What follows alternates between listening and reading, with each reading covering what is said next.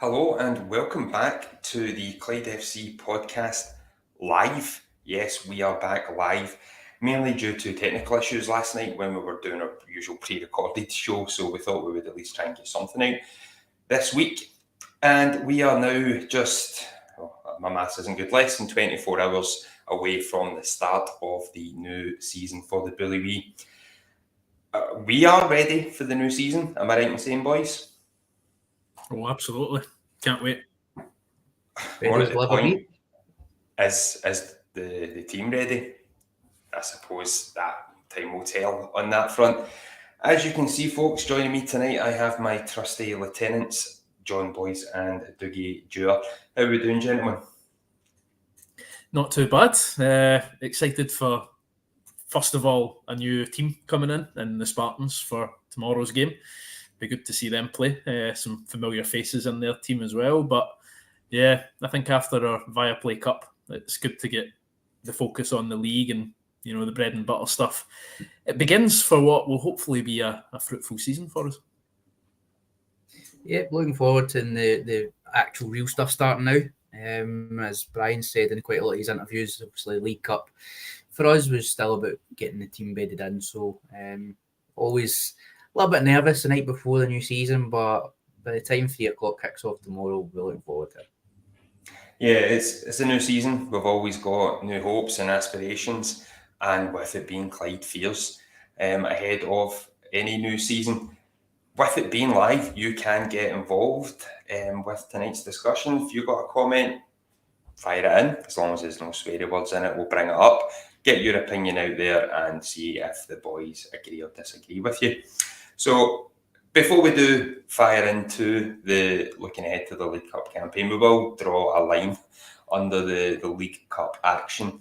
Please. It's fair to say it won't go down in history as the greatest campaign in the club's history in the League Cup. However, there's always a touch of pre-season about it. But performances had been, dare I say, underwhelming, Dougie, up until Saturday. It was a slightly different aspect to the game in the sense that you're going to a top-flight team, a team that maybe hoping to break into the top six. That's always the kind of benchmark for most Premiership clubs. We weren't expected to get anything, so perhaps a wee bit of pressure off the boys. But Brian's certainly looking for a response. Do you think he got that?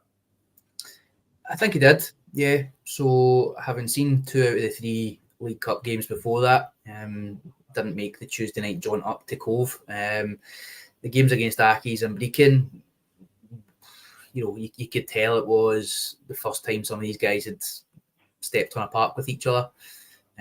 Whereas last Saturday at Livy was a much improved showing. I had a bit of jest with Boyce in the morning, saying we were putting our predictions in, and I had said 7-0 based on the scalping we took off Livy in the Scottish Cup a few years ago, and a bit of jest. So was very pleasantly surprised we managed to keep it to 1-0. I would certainly have taken that before the game. At the final whistle, I think 1-0, could we have actually got something out of it? Could we have taken it to extra time if Big Eric could put that one in at the back post? Possibly. But certainly a much improved performance defensively.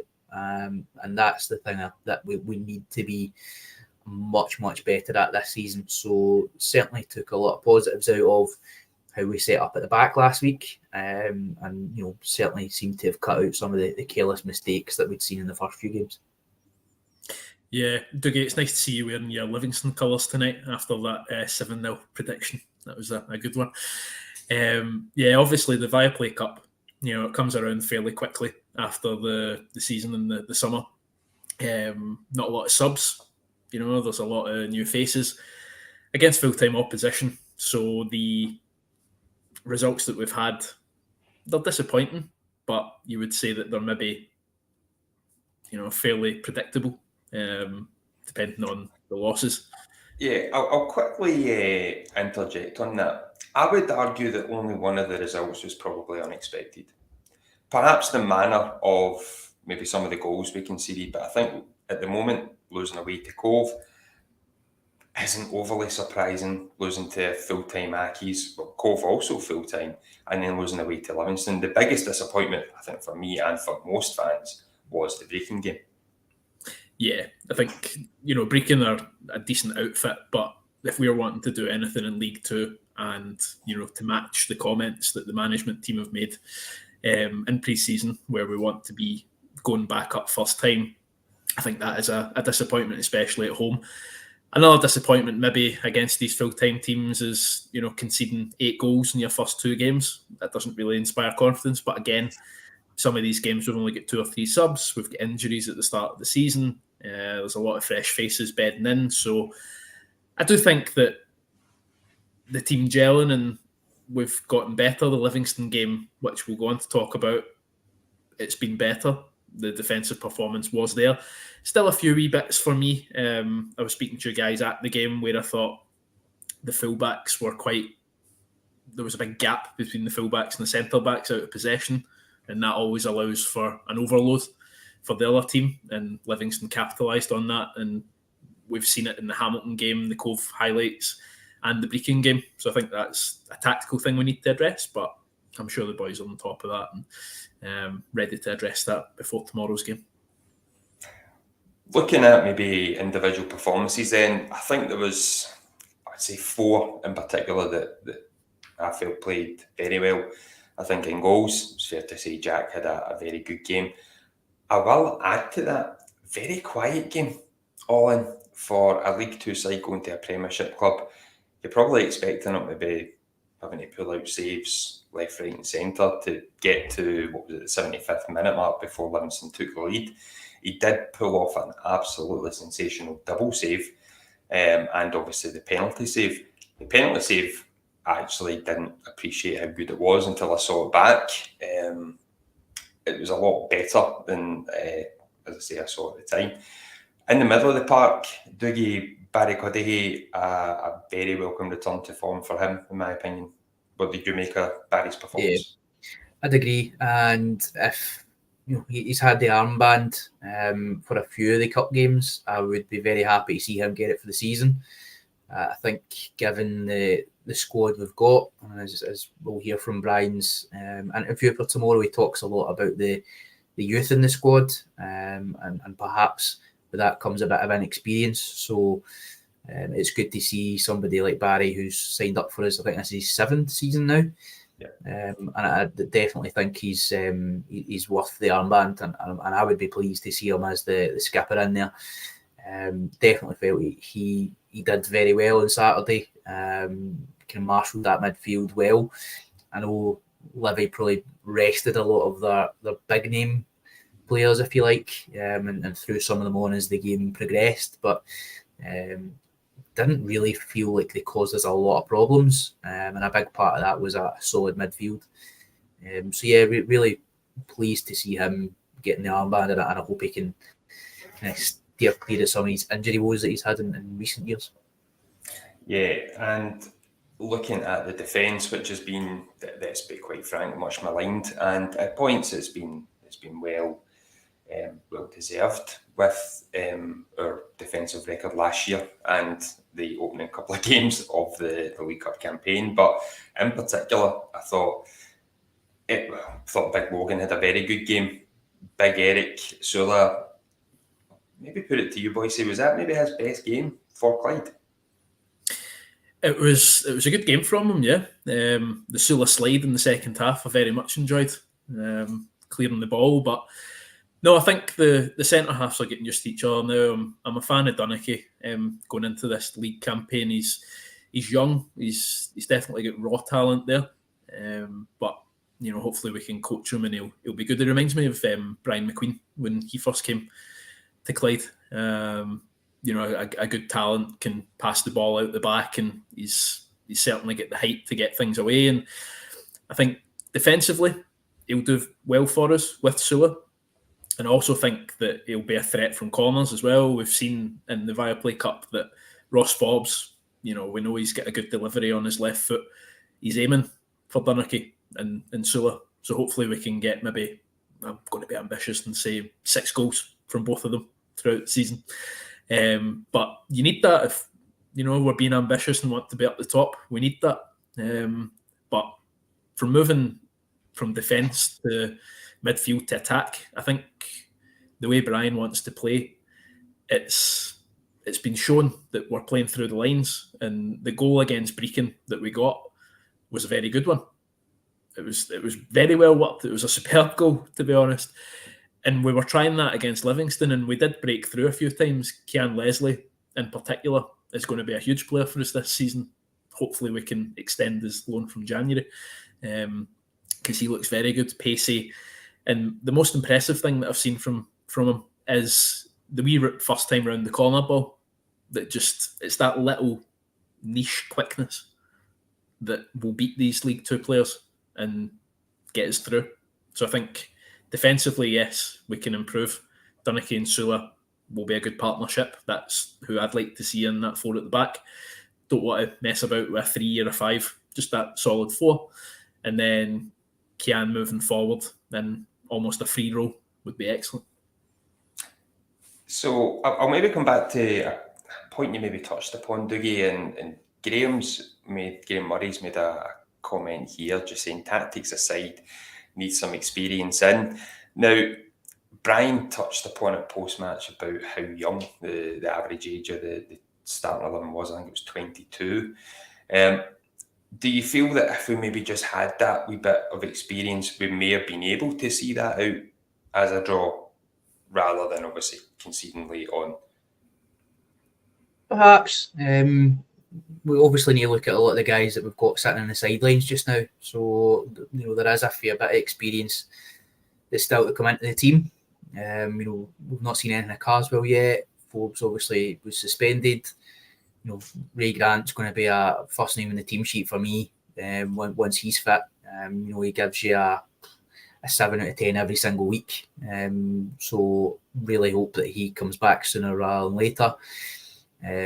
For me, I think we need somebody up there to help Martin Rennie out.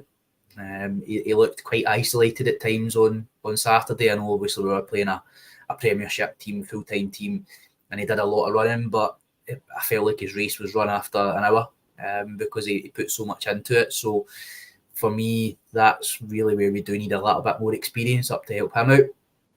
Kind of touching on Boyce's point from Saturday and also from the Brecon game, we saw in flashes what Leslie's going to be able to do.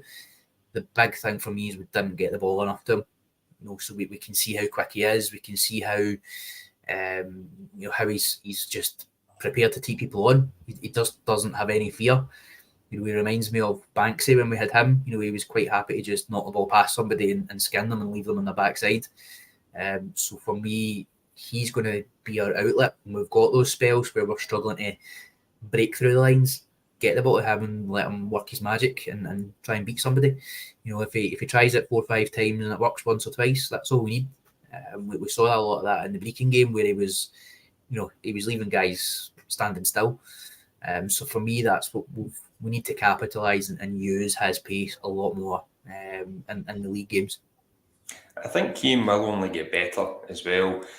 This is his first real taste at what your class is proper men's football. He's played a lot of the kind of B team football. This is his first taste of, as I say, what the class is the proper man's football.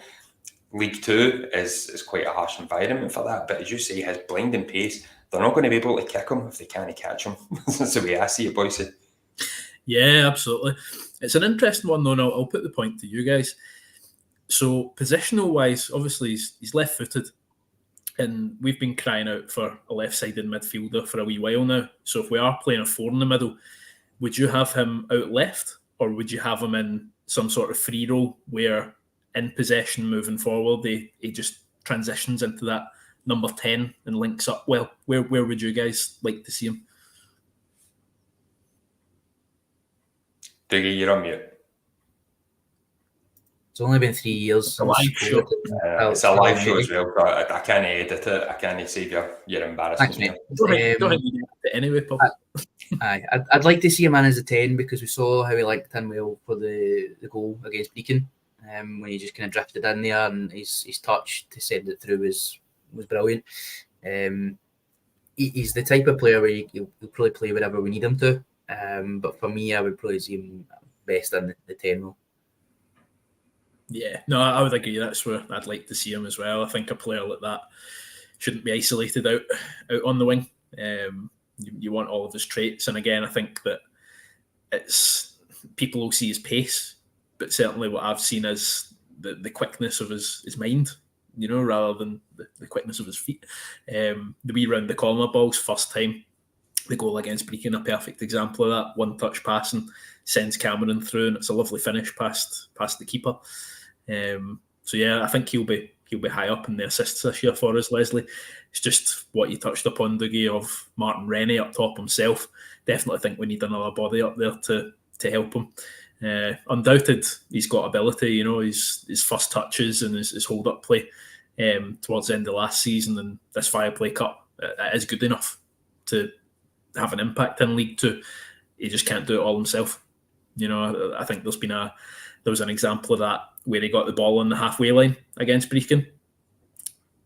Can he run that distance and beat like 3 or 4 players? That's not his game. You have to bring in other players.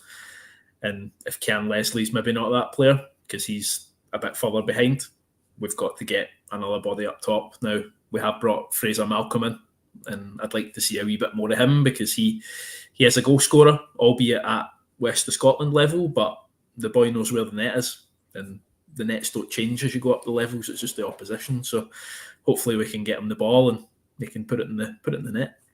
That's a quote and a half. That the nets don't change as you go up a level. Well, they don't. Straight out of the classics, that one. A few comments, mainly kind of talking around some of the injured players. Andrew mentions that we're having Ross Forbes, Ray Grant in midfield, and Stuart Ross asking about Ray. Is he not out until December? I think at the moment the hope is that we're aiming to get Ray back in and around the first team in November. Obviously, that the nature of that injury, we have to be very, very cautious over that. Getting a player of Ray's calibre back into the first team fold would obviously improve things. So, but yeah, at the same time, tentative steps with that at the moment. But there are other players a bit closer than they have been of late or so far this season. I believe Stuart Carswell should or hopefully be in the matchday squad tomorrow. And like I said, Darren Hines and Ross Lyon are edging a bit closer to return as well. So, whilst, yes, there's been a lot of frustration, and I would perhaps agree with it, on maybe looking at getting experienced players in and additional bodies in, we do have a pocket of players to come back in as well that certainly will enhance certain areas of the pitch too, but with that caveat that we do need to still seek improvement. I did catch up with Brian on that kind of aspect, and I think that it's been out on the club official media channels today. We'll play that for you later. Unfortunately, I did also catch up with Brian post-match on Saturday, but someone who will remain nameless didn't make sure the mic was working before a press record, so we'll move swiftly on. Will we go to the light-hearted stuff before we start looking ahead to the season? Will we break up proceedings? You tell us You're the host. Help us out here. You're in charge of that button, Paul. You do. Yeah, that's the worrying thing. Right, let's do a wee change of pace. Let's do a new wee segment that we're going to try out, and it's up to you guys whether or not it's going to be a success or not, so please buy in.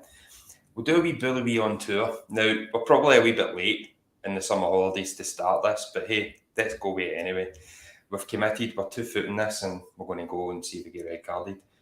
We're going to put a wee challenge out, and I will put a wee prize to this. If we can get the Bully Wee badge, preferably a strip, not just a sticker, pictured in either the best, the most exotic, that was exotic, Dougie, don't get too excited, exotic location, remote location,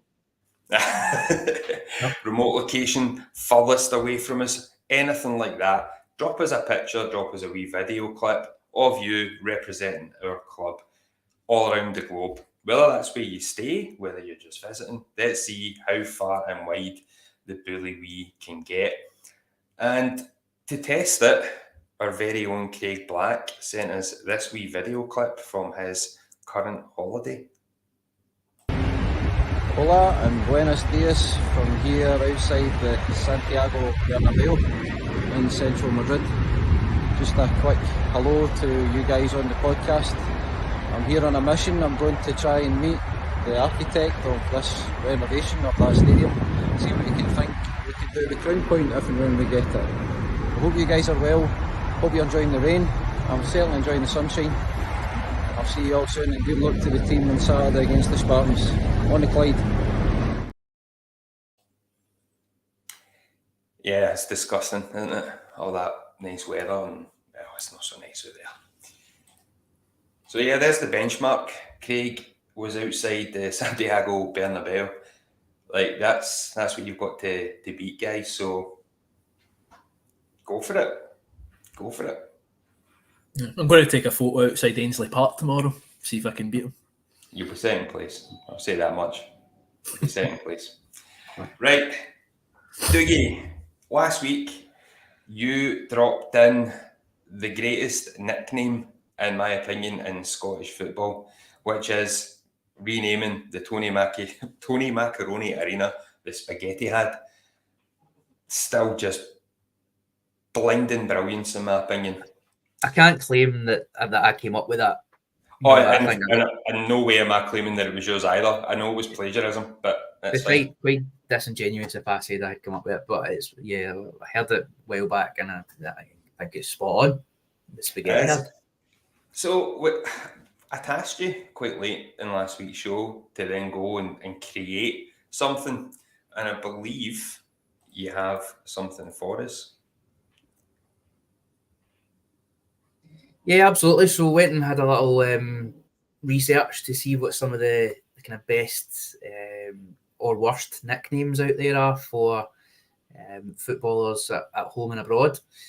And we've come up with a starting 11, if you like. Now, I know you can't see my face. That's absolutely fine. For our listeners or on Spotify or any of the other channels, there is a wonderful graphic on screen, which wouldn't be out of place on TNT Sports, with our starting 11 for the good or bad nicknames. So I know Boyce's seen some of these. I'm going to challenge you, Paul, to see if you can come up with what some of these might be. I will give you a starter that there are quite a few Only Fools and Horses related ones. Obviously a lot of English banter going on there. Right. Well, I'll read out the starting 11, right, for our audio only listeners, so that they can play along as we do this. Right. So in goal, there's David James. We have Jason McAteer, Fitz Hall, and Cesar Azpilicueta. Apologies. I'll maximise my screen so I can actually read this. We have Neil McVitie. That should be an easy one. Martin Veikos, David Ngo, Brian McClare, Roberto Baggio, Peter Crouch, and Dennis Bergkamp. Right. In the comments, if you know any of these, fire them in to see if you can get any. I'm going to admit I know one of them instantly, but I know two, because one of them is just fantastic as well. Roberto Baggio is the Divine Ponytail, or Il Divino Codino, even. Well done. It's Italian, which translates directly, and we're going to lose all our watchers here. The Divine Pigtail, not the Divine Ponytail, in Italian. There you go. I just rate that front three. That's phenomenal. Let's get everything. There we go. And David James is Calamity James. Yep, spot on. Or I would like to call him Casper, the friendly goalkeeper, because the ball just went right through him. It's just a tumbleweed going by there, mate. Yep, so... Everyone's howling. Absolutely. So yeah, David James in goal is calamity. Yep. I'm not sure if we'll get any comments coming at the chat. Can't see them just past Nah, this nothing. wonderful graphic. I think But that's awful. going across the back, Jason McAteer was affectionately known as Trigger, which is probably, again, just a link to Fools and Horses and his intelligence levels, probably. Keep the next one, because the next one I think is the best, mate. Right, okay, keep that to last. Okay. Aye, I think you keep Fitzhall to last because it's fantastic. Cesar Azpilicueta, when he moved to Chelsea, some of the English players struggled with the pronunciation of his surname, so affectionately, again, a la Fools and Horses, his nickname was Dave. It's my favourite. It's great. Yep. Morten Vekhorst, any ideas on that one, Paul? Not a clue, mate. Not a clue. This one would have been when he played in Scotland with Celtic, and I believe he was at Dundee before that. He was affectionately known as Greenock.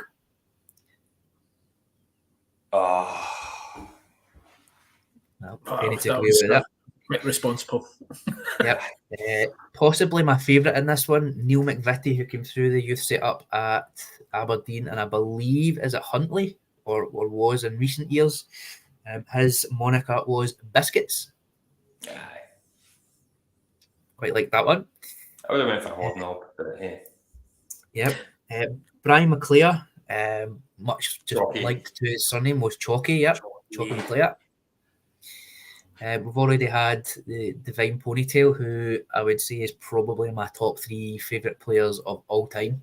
I remember being in floods of tears when he missed that penalty in the World Cup in '94. It's probably my earliest football memory. David and Go. Any ideas? Boy, say No? over to you, man. No idea. Nah, I mean, full transparency, I've seen these for the graphic, but I still don't get it, to be honest. So, surname in Go, nickname Wash. Wash and Go. No, it's a beauty. But for us balding gents, boy, say maybe not. Something we're too aware of these days. Look at your fella, get a haircut that they have. Still there, Paul. Peter Crouch, again, our Fools and Horses one, was known as Rodney. Nah, No, don't not get seen that it. one. Nah, Just the big, tall, lanky, goofy guy from Fools and Horses, Rodney. No. I've just figured bear camps. Yep. So go for it. What do you think it is? It's the non-flying Dutchman. Spot on, mate. Spot on. The non-flying Dutchman. Well done. Because he's fear of flying, obviously. Yep. Captain obvious here. Jeez. So taking us to your favourite of the starting 11. Put us out on Right, misery, we Paul. have someone who's got it, do you? Excellent. Graham. I'll let you do the review and then I'll give Graham his moment on you go. Yep. So Fitzhall, possibly one of the more famous nicknames in football, affectionately known as One Size. As Well in, done, Graham. one size fits all. It's a good one. If we were looking for a gaffer for the nickname 11, had a couple. So I had the special one for Jose, but Boise came up with probably a good one. It's a bit closer to home as well. Aye, the Cowboy John McCormick. Cowboy McCormick. Aye. Any ideas why that was his nickname? It's a bit old school for us. Maybe a cowboy in the transfer market. Who knows? Yeah, that's Anyway, that was a good segment, boys. Well done. So there's your nickname 11. I don't know. We might come up with a few more versions of that throughout the season as we go. Hopefully, we'll see our new home and away kit getting modelled in the next week or so. My thoughts on that could be the handsome Clyde 11. I don't know if we can come up with 11 handsome Clyde players from the last X number of seasons. I know who my centre half pairing are straight away. Yeah. If one of them wasn't Big Sula, I think there could be Anarchy from the Shanks household. And obviously Big Handsome himself, despite the fact he's now with Falkirk. Tom Lang would need to be centre half pairing. So There's your centre backs. Feel free, I guess, to put some comments in the chat or add stuff on the Twitter feed. So we're going for it then, a handsome Clyde 11. All-time Can we handsome come up with Clyde 11. Can we come up with 11 handsome Clyde players? I hope so. There's the challenge. So a handsome Right. Clyde 11, that could be next week's. Right, now let's see how it goes. We do have another segment which will be airing for the first time next week. So stay tuned for that. And one of our commenters tonight will be heavily involved in that. So stay tuned. It's going to be delicious. He missed out on Saturday, that's all I'm saying. Yeah, you did, mate. You did. Right, let's get back to talking about Clyde. No point in putting it off any longer. And the big kick-off tomorrow. Now, ahead of the match on Saturday, I caught up with Brian McLean after training on Wednesday, just to get a wee update on how he is now settling into the role, get his thoughts on looking at enhancing the squad, and a quick nod to the game. And here's what Brian had to say.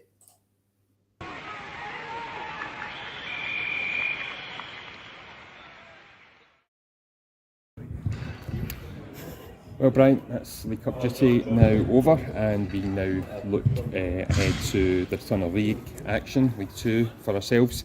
But before we do, how do you feel now things are kind of settling down with your new responsibilities and roles at the club?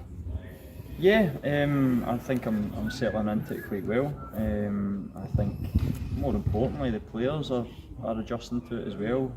Obviously I played with a number of them last year as well, so it's still bridging that gap in terms of myself putting on sessions and demanding on them. But yeah, adapting really well and thoroughly enjoying it. I'm looking forward to the season ahead, more importantly. Well, just on that leads me on quite nicely to my next question. What are your hopes and aspirations for the season ahead? And I'm not expecting you to make any bold claims that we're going to hold you to here, but what are your hopes and aspirations for the club this coming season? Well, short term, we need to hit the ground running. We need to stay for playing. We need to ask for resilience last week. It's going to be that type of season ahead. It's a well-travelled league with a younger group that we're operating in. Hopefully we might have one or two back in the fold a little bit. We'll assess that as the week develops going into the selection for Saturday. But yeah, it's important that we hit the ground running and try and get points on the board as fast as we can. So looking ahead then to the Spartans match then on Saturday, are you looking for pretty much more of the same from the Livingston game? You've got the reaction that you'd mentioned previously, and then looking to maybe adapt and build on that as a building block for the performances going forward? Yeah, I think there's obviously a lot of pleasing aspects that we can take from the game against Livingston. Defensively, our organisation was excellent as a group, defending from the front. But I think now that we're turning our attention to the league campaign, we've definitely got to have more of a front-footed stance within the 90 minutes. Especially going into the Spartans, it'll be an occasion for them. Unveiling their flag as well, so it's the environment that we're going to go into is going to be new for a lot of the group, and I touched on that with the average age that we operated with last weekend, so that's something that we need to assess and take into consideration when we are making those decisions. But yeah, we need to be more of a threat going forward in the top end of the pitch, and that was a disappointing area that we were lacking on last year. And I think now we're beginning to assemble good options to have at that top end of the pitch, and that's where they do make the difference, and it's important that we get that connection and that cohesion at the top end, and yeah, hopefully we can hit the ground running, as I said earlier. So August is always a busy time for clubs looking to try and wheel and deal. Yourself and Jim looking to hopefully maybe conclude some business in August, and longer term you do have the extended loan window. I think that's up to September. Are you looking to hopefully strengthen the squad across different areas? Yeah, definitely. We've kind of earmarked a couple of areas that we want to try and effect in terms of the group as a whole. So we will be looking as much as we possibly can, and we have done over the past couple of months as well. So it's not just a case of getting in people just to facilitate and bulk the squad up for the sake of doing that. We want the right people in the right slots, the right characters and personalities in the building, and it's important not so much that we're taking our time with it, but at the same time we want to make sure that we are selective with that. And yeah, you touched on the loan window, and that will be forever lingering on as it develops through August. But if we can get one or two in that we need in the right areas of the pitch, then we will be pleased going into the rest of the campaign. And just lastly, there's going to be quite a noisy Clyde following in the capital, making a day out of it. Do you have a quick message just for the Billericay faithful who will be in attendance on Saturday? Yeah, just again looking forward to the occasion. Again, it's a marker that stands for myself, a new era for me. So yeah, I'm looking forward to the environment, and I know for a fact that we'll be well backed throughout the whole campaign. Even travelling up to Elgin last year for the cup tie, there was always that little pocket of support, and there always will be. And the team is, and I know for a fact that it will be fully back to the hill, and hopefully we can reward them with a solid performance and result to back.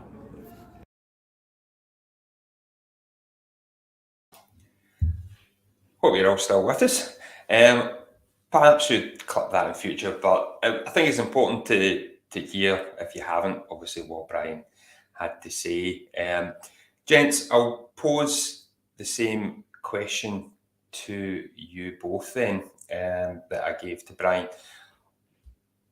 We'll go Boise. Boise, what are your hopes, aspirations, and we'll throw in fears as well for the season ahead? I thought it was going to be dreams, Paul, there. I'd like to see us battle towards the top of the league. I think from what the management and the board have kind of said early in the season, we've obviously got aims to be up there. So I'd like to see us back that up and actually go for it and take some calculated risks, because obviously the trapdoor's there, but it wasn't a great season last season, and we really need to get people back on board. And to do that, we need to make signings and do the right things. So I'd just like to see us, move up the table and have some good performances, play some good football. I think what we've seen so far, we're playing the ball on the deck, which is good. And I think maybe another striker to complement Rennie up top would do us up there. I do still think we're quite weak at fullback. I know we've got Ross Lyon coming in, but we need competition in those areas, and I think for me that's the area that's crying out for strengthening, as well as maybe another midfielder. So I've named about 4 or 5 different positions there as I've went on and thought about it. So there's obviously still work to do. But yeah, I think just keeping in games and getting that odd goal to take us over the draw to a win, and really having mentality in a season. I mean, the league, I've looked online for the last few weeks, and I think everyone's got the top 4 that they're thinking are going to be in League 2. You have Dumbarton, East Fife, Forfar and Stenhousemuir. I don't really think there's much difference between those teams and the rest, or maybe the other 4 or 5, to be honest. I think if we're consistent, then we'll be able to do good things. But yeah, that's what I'd like. And I'm excited to see the new kit tomorrow as well. I think that'll be good for everyone to see. You took care of my follow-up question, John, so I'm going to then move swiftly over to Dougie. So same for yourself then, what are you hoping for the season ahead? And more to the point, how far off do you think we are currently from achieving what you hope us to achieve? Great question. Thought so. I'm slightly less optimistic than Boise. I'm not going to be Dougie Doom sitting in the corner predicting a horrendous season for us. That's going to be my heel WWE name if I ever make it, by the way. So that's copyrighted right there. I think it's going to be a hard season. I really do.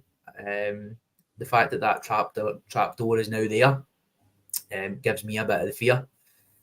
I think we're still a while away from being the finished product in terms of the squad that Brian wants.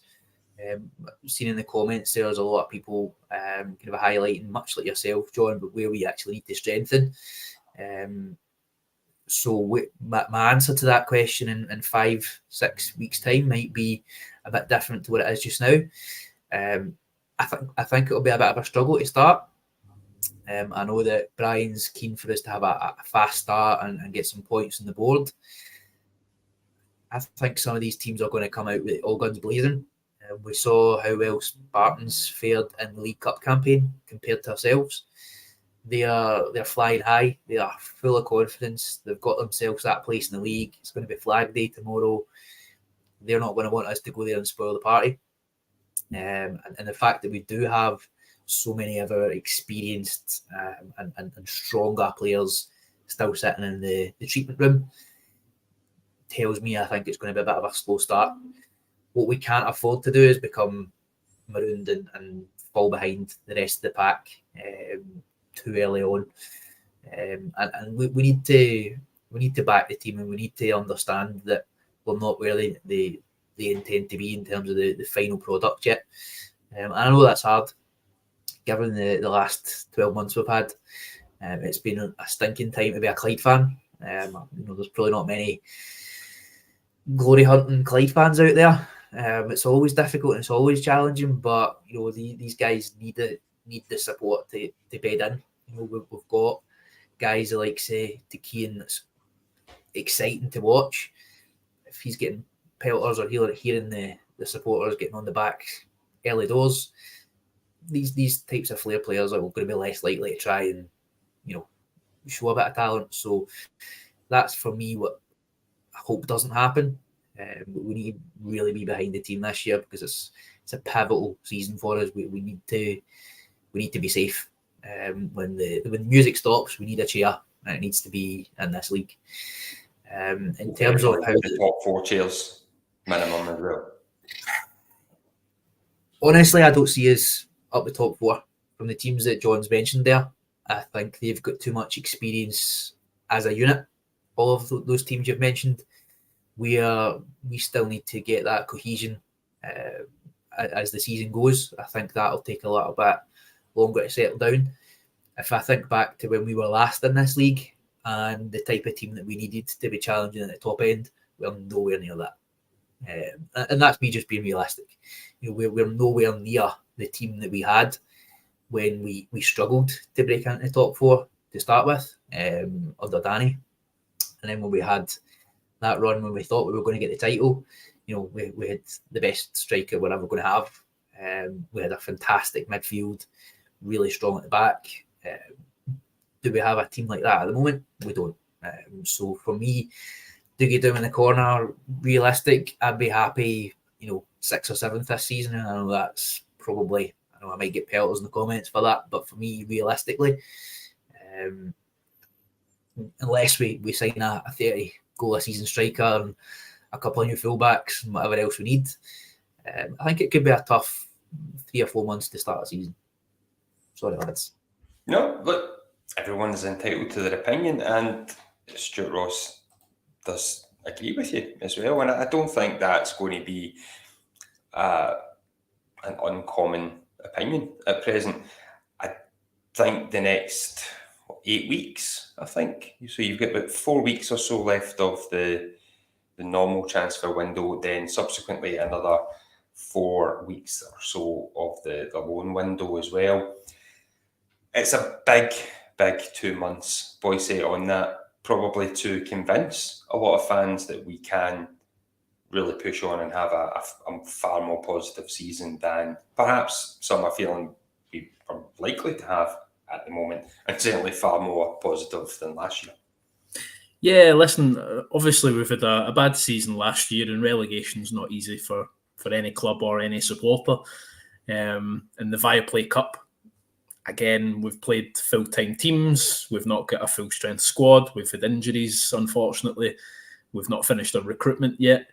Of course, it's all going to be doom and gloom. We're not the finished product, as Dougie's said. The main thing for me is that us as Clyde fans get behind the team on Saturday and just give them all that we can and support, because they're the boys that are going to try and keep us in the league and hopefully push on and get us out of it and back to where we need to be as the club. I'm going to reserve judgment until, that usual quarter of the way through the season, until we've got all the players in, we've explored all our options, as I think Graham said in the comments.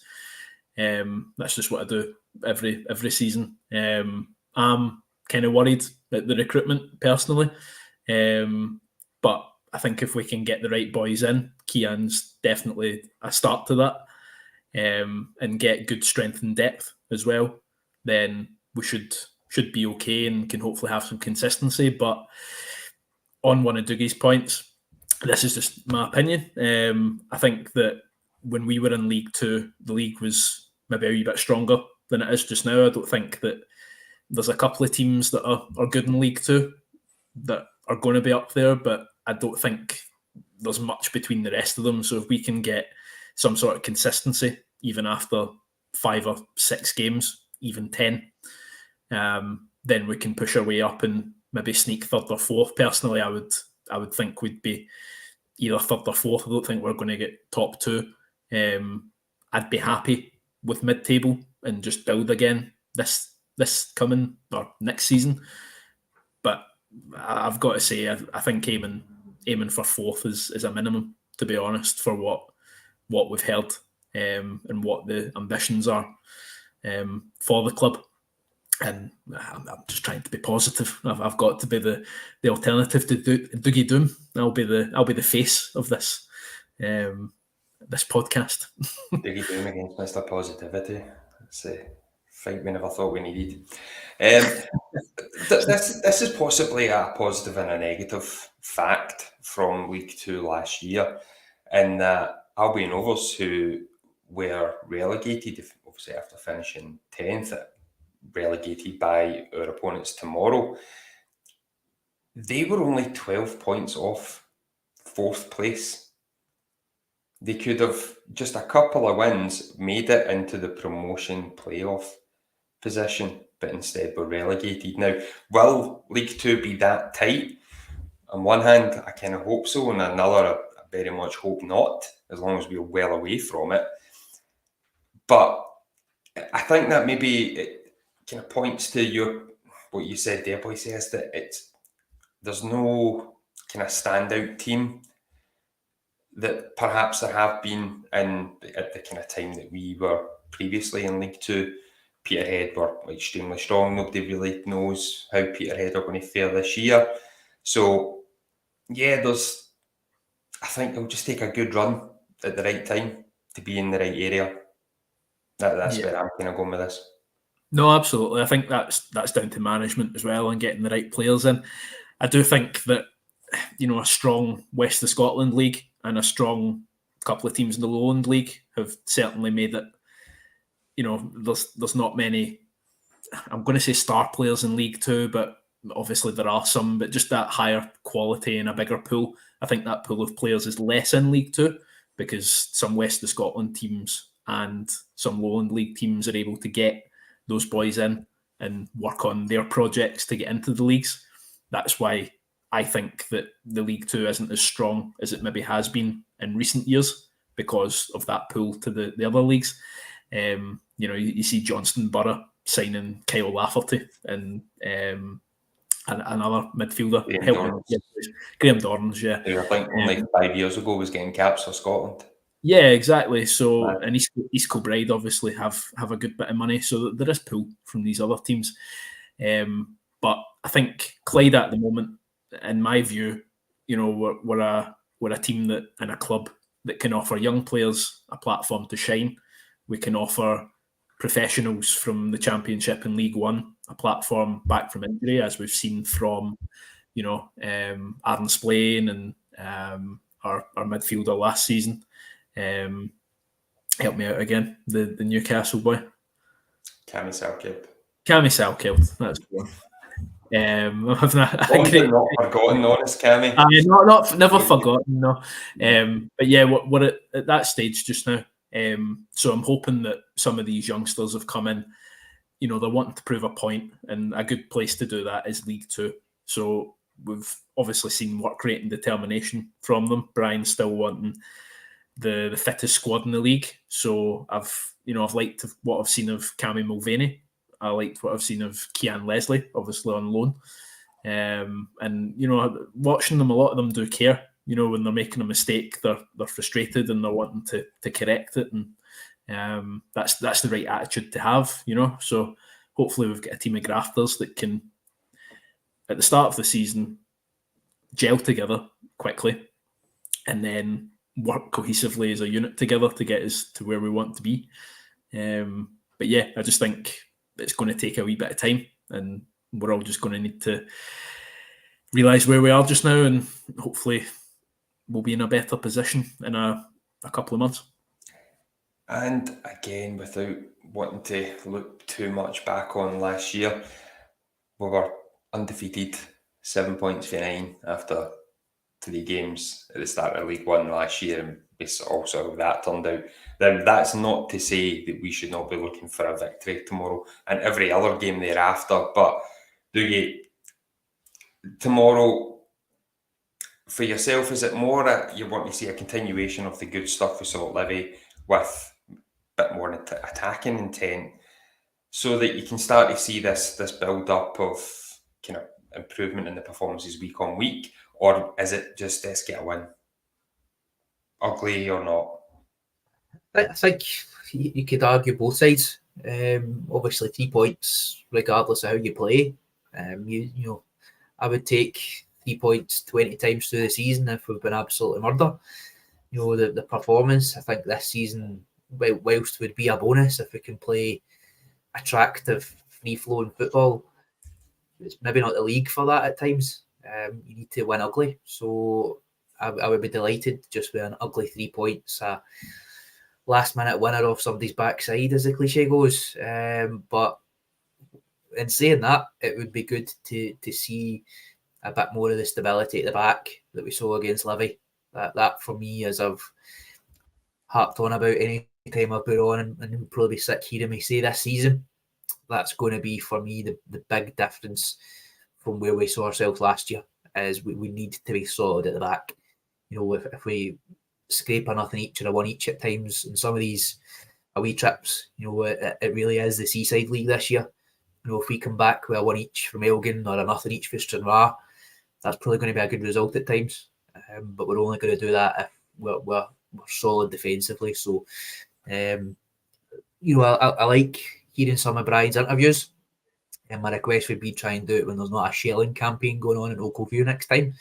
It did sound as if there was bombs going off all around you. But maybe the door closing.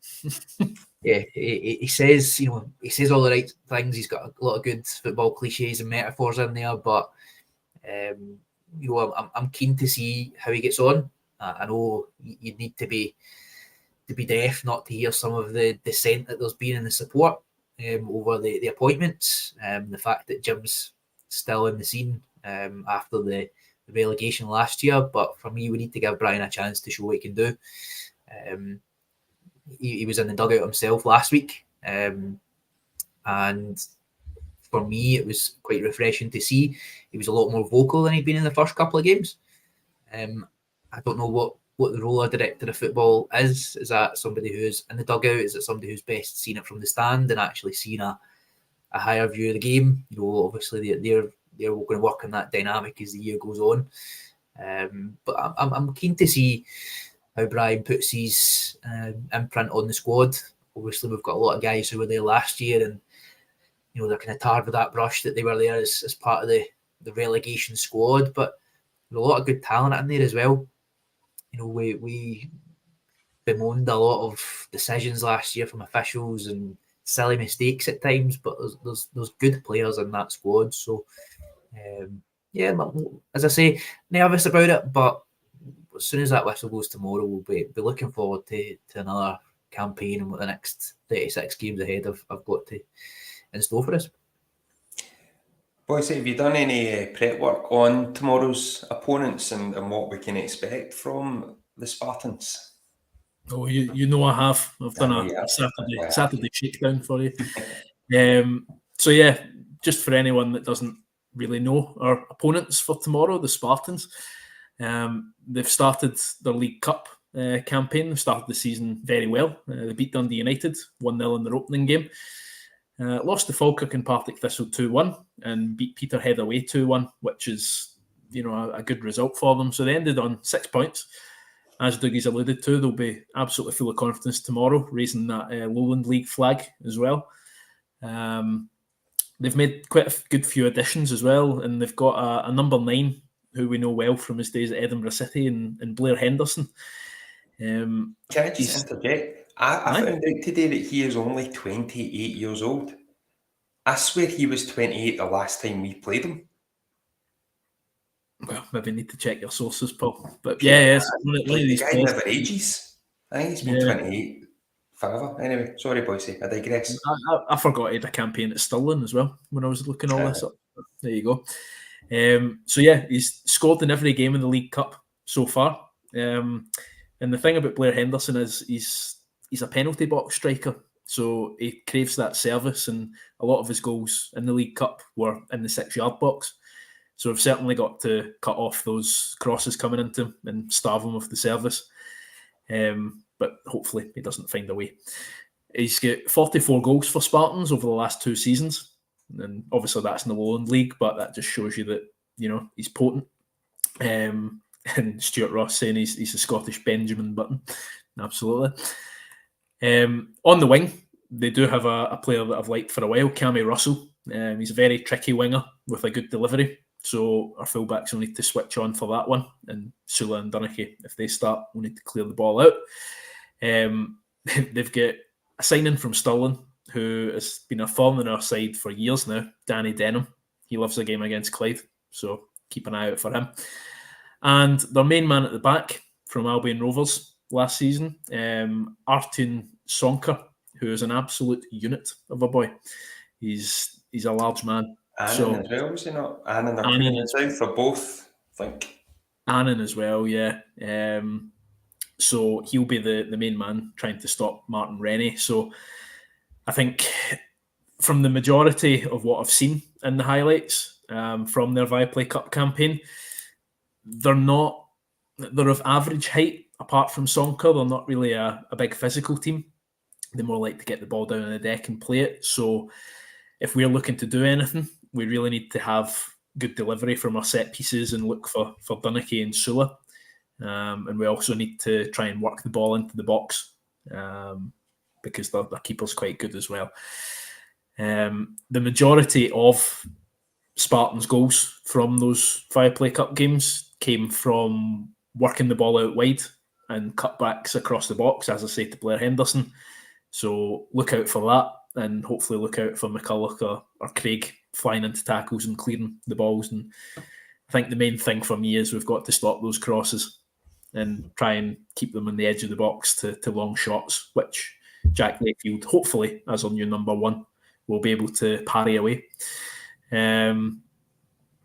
So yeah, that's my shakedown of the Spartans for tomorrow. Obviously at Ainsley Park, a ground we know well from visiting at Edinburgh City. So yeah, hopefully everyone enjoys the trip to the capital tomorrow against the SPFL New Boys. Thank you, Boise. Only Graham could be controversial when he's not even on the pod, eh? I know. I told you not putting the comment up, but why not? He's probably been spending the last 20 minutes trying to log in. I thought you were going for an Antti Niemi moment there when he's not finished. He's only 28 when you were talking about the big man. Boise, the consummate professional, you've taken care of all my follow-up questions, so that means I can wrap this up quite nicely now. It's an historic day for the capital side tomorrow, but obviously it's one that we hope to put a dampener on. you mentioned, boys, it's going to be a tough one. We need to be ready from the off, and the boys obviously will need your backing, not just tomorrow, but throughout the season. For those making the trip through to the capital, enjoy your day, obviously, but do what you do best, and that's get right behind the boys. And let's see if we can get this season off to a positive winning start. The podcast will be back next week, a little earlier in the week, to review match day 1 of the League 2 campaign, and we'll start our build-up ahead of our first home league match of the season against Bonnyrigg Rose. Thank you all for getting involved. It's a wee bit odd doing this live again. Wee bit rusty at the old thing, but hey, we'll get there. Don't have that safety blanket at editing out all the many faux pas that we make as we go along, but hey, it's the beauty of live TV. Thank you all for getting involved. As I said, really do appreciate it, for the support that you give us all, whether you watch us live, download us, do what you do. Please do get in touch if you've got any kind of comments, anything you would like to see us do, features or otherwise. Just drop us an email. You can do that just by emailing us podcast@clydefc.co.uk. Gents, I have to thank you for giving up your Friday nights to speak to me, because it was my issue last night. So thank you. Go enjoy the start of your weekends. And until next time, come on the Bully Wee. On the Clyde.